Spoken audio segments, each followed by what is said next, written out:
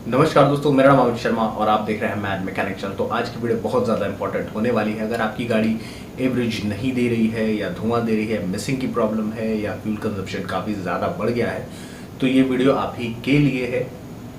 तो अगर आपकी गाड़ी में इस तरह की प्रॉब्लम आ रही है तो इस वीडियो को पूरा देखिएगा। तो आज की वीडियो जो है वो कैम सेंसर के ऊपर है कि कैम सेंसर की वजह से किस तरह की फॉल्ट्स आती है और कैम सेंसर एक्चुअली में क्या करता है, और अगर कैम सेंसर बीच रास्ते में खराब हो जाए तब आपको क्या करना है और कैसे करना है, आज इस बारे में बताऊंगा। तो चलिए, कैम सेंसर जो है वो आपकी कार की कैम की पोजीशन को चेक कर आपके कार के ECU यानी कार के जो कंप्यूटर है उसको मैसेज भेजता है कि कार का 1 नंबर पिस्टन जो है वो टॉप पर आ चुका है। तब कार का ECU जो है गाड़ी के, अगर डीजल है तो उसके इंजेक्टर में, अगर पेट्रोल है तो उसके प्लग और इंजेक्टर दोनों में ही एक साथ स्पार्क आता है, तब जाके मतलब सिग्नल आता है उसमें, तब जाके गाड़ी आपकी स्टार्ट होती है। बेसिकली काम इसका बस यही है। अब दूसरी चीज़ इसमें ये जान लेते हैं कि जो आपका सेंसर है वो कितने टाइप के आते हैं। बेसिकली जो है वो सर्किट के ऊपर डिपेंड करता है कि आपका सेंसर कैसा होगा। तो सेंसर बेसिकली 2 टाइप के आते हैं, एक आते हैं सीरीज के, दूसरे आते हैं पैरेलल कनेक्शन के।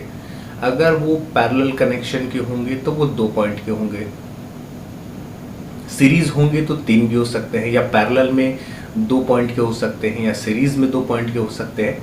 तो यहाँ पे कुछ भी हो सकता है, डिपेंड करता है ब्रांड्स के ऊपर। क्योंकि आज भी आप कहीं भी जाएंगे, कार की जो वायरिंग है वो चेक कराएंगे तो कोई भी कंफर्म ये नहीं आपको बता सकता है कि आपकी वायरिंग जो है वो सीरीज पर काम कर रही है या फिर पैरेलल पे काम कर रही है। अब सेंसर में भी 2 टाइप आता है कि ये एक तो हो गया आपका सीरीज कनेक्शन और पैरेलल कनेक्शन। अब होता है इसमें कि सेंसर में 2 वायर लगेंगे या फिर 3 वायर। इसमें क्या है कि अगर सीरीज में होगी तो इसमें 2 वायर हो सकती है और 3 भी हो सकती है, डिपेंड करता है ब्रांड्स के ऊपर कि वो किस तरह की टेक्नोलॉजी जो है वो यूज़ कर रहे हैं। तो 2 वायर में सीरीज ज़्यादातर क्यों माना जाता है, क्योंकि दोनों ही जो पॉइंट होती है यानी जो 2 पिन होती है गाड़ी की, दोनों में सेम वोल्टेज आना चाहिए। थोड़ा सा ऊपर नीचे हो सकता है लेकिन वोल्टेज सेम ही होना चाहिए।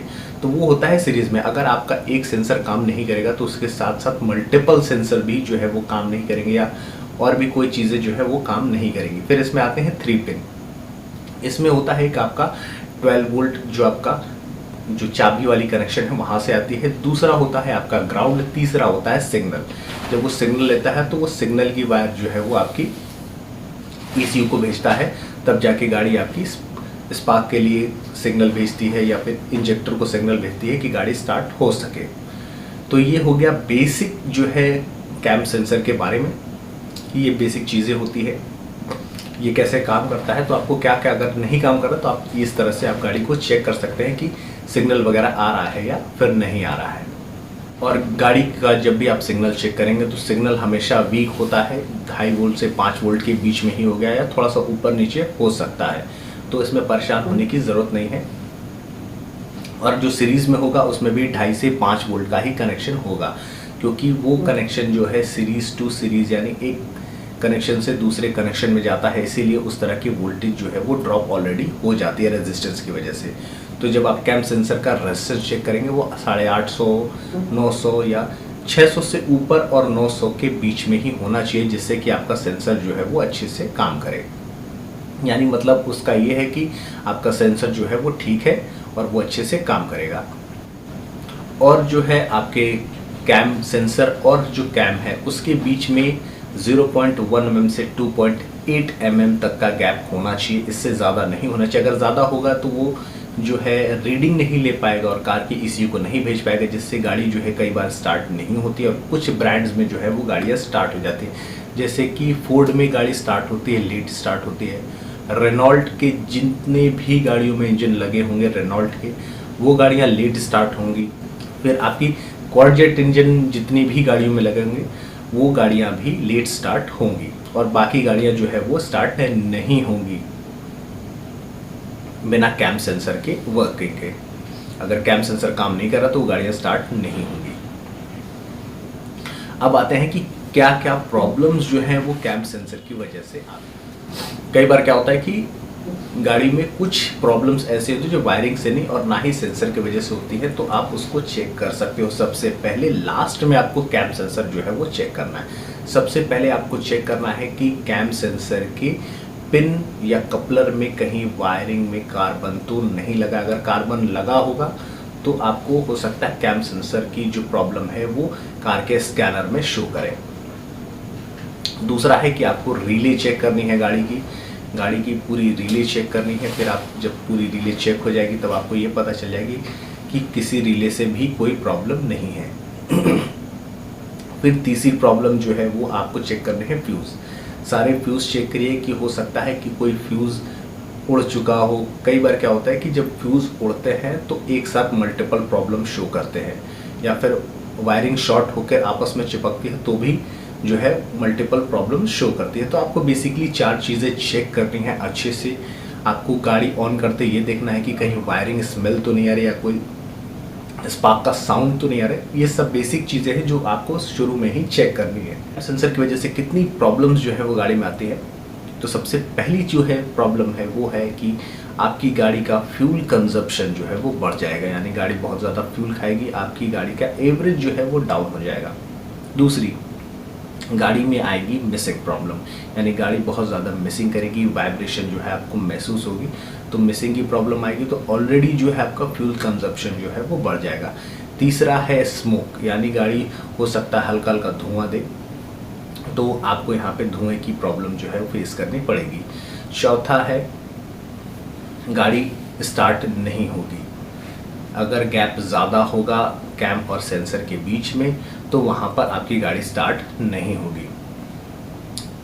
फिर चौथा है कि अगर गैप होगा और सेंसर काम नहीं कर रहा हो तो गाड़ी जो है यहाँ पर लेट स्टार्ट होगी। फिर है कि आपकी गाड़ी जो है वो स्पीड नहीं पकड़ेगी। अगर आप कहीं जा रहे होंगे हाईवे पे तो जब कैम सेंसर काम करना बंद करेगा या फिर बार बार काम करेगा छोड़ेगा, तो यहाँ पे क्या है, जब आप एक्सीलेटर लेंगे तो गाड़ी जो है एक लिमिट पे या फिर एक सर्टेन आरपीएम पे जाकर रुक जाएगी, उससे ऊपर जो है वो नहीं जाएगी। अगर जाती भी है तो कई बार क्या होगा कि सडनली पिकअप ड्रॉप की जो प्रॉब्लम है, अगर इस तरह की प्रॉब्लम आएगी कंटिन्यू तो हो सकता है आपकी गाड़ी जो है बार बार बंद भी हो। इसके कारण से हो सकता है कुछ गाड़ियां जो बिना कैम सेंसर के लेट स्टार्ट होती है उनमें ज़्यादा दिक्कत नहीं आती है, लेकिन जो कैम सेंसर के बिना स्टार्ट नहीं होती है उनमें इस तरह की प्रॉब्लम बहुत ज़्यादा आती है। कि कई बार क्या होता है कि कैम सेंसर पकड़ते हैं छोड़ते हैं, पकड़ते हैं छोड़ते हैं, तो इस तरह की प्रॉब्लम जो है बहुत ज़्यादा आती है। क्योंकि हमने हाल ही में एक स्विफ्ट में काम किया था, उसमें किसी दूसरी गाड़ी का सेंसर लगा हुआ था, तो उसमें क्या हुआ कि उसके बीच में गैप ज़्यादा था, तो उन लोगों ने कैम के ऊपर कुछ लगाया था जिससे कि वो सेंसर डिटेक्ट कर सके।